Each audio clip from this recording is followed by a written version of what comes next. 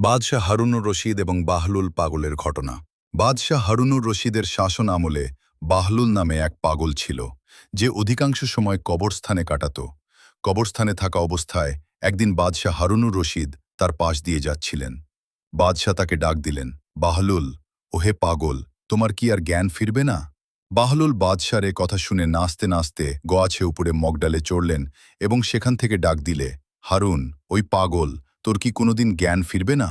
বাদশাহ হারুনুর রশিদ গাছের নিচে এসে বাহলুলকে বললেন, আমি পাগল নাকি তুমি, যে সারাদিন কবরস্থানে বসে থাকে? বাহলুল বলল, আমি বুদ্ধিমান। বাদশাহ জানতে চাইল, কিভাবে?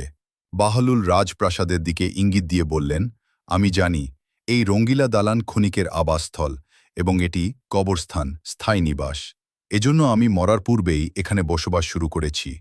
অথচ তুই গ্রহণ করেছিস ওই রঙিন শালাকে আর এই স্থায়ী নিবাসকে, কবর এড়িয়ে চলছিস।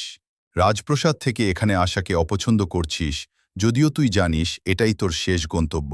এবার বল, আমাদের মধ্যে কে পাগল? বাহলুলের মুখে এ কথা শোনার পর বাদশার অন্তর কেঁপে উঠল। তিনি কেঁদে ফেললেন, তার দাড়ি ভিজে গেল। তিনি বললেন, খোদার কসম, তুমি সত্যবাদী, আমাকে আরও কিছু উপদেশ দাও। বাহলুল, তোমার উপদেশের জন্য আল্লাহর কিতাবই যথেষ্ট, তাকে যথার্থভাবে আঁকড়ে ধরো। বাদশাহ, তোমার কোনো কিছুর অভাব থাকলে আমাকে বল, আমি তা পূরণ করব।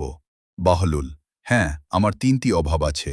এগুলো যদি তুমি পূরণ করতে পার, তবে সারা জীবন তোমার কৃতজ্ঞতা স্বীকার করব। বাদশাহ, তুমি নিঃসংকোচে চাইতে পারো। বাহলুল, মরণের সময় হলে আমার আয়ু বৃদ্ধি করতে হবে। বাদশাহ, আমার পক্ষে সম্ভব নয়। বাহলুল, আমাকে মৃত্যুর ফেরেশতা থেকে রক্ষা করতে হবে। বাদশাহ, আমার পক্ষে সম্ভব নয়। বাহলুল, আমাকে জান্নাতে স্থান করে দিতে হবে এবং জাহান্নাম থেকে আমাকে দূরে রাখতে হবে। বাদশাহ, আমার পক্ষে সম্ভব নয়। বাহলুল, তবে জেনে রাখো, তুমি বাদশাহ নও, বরং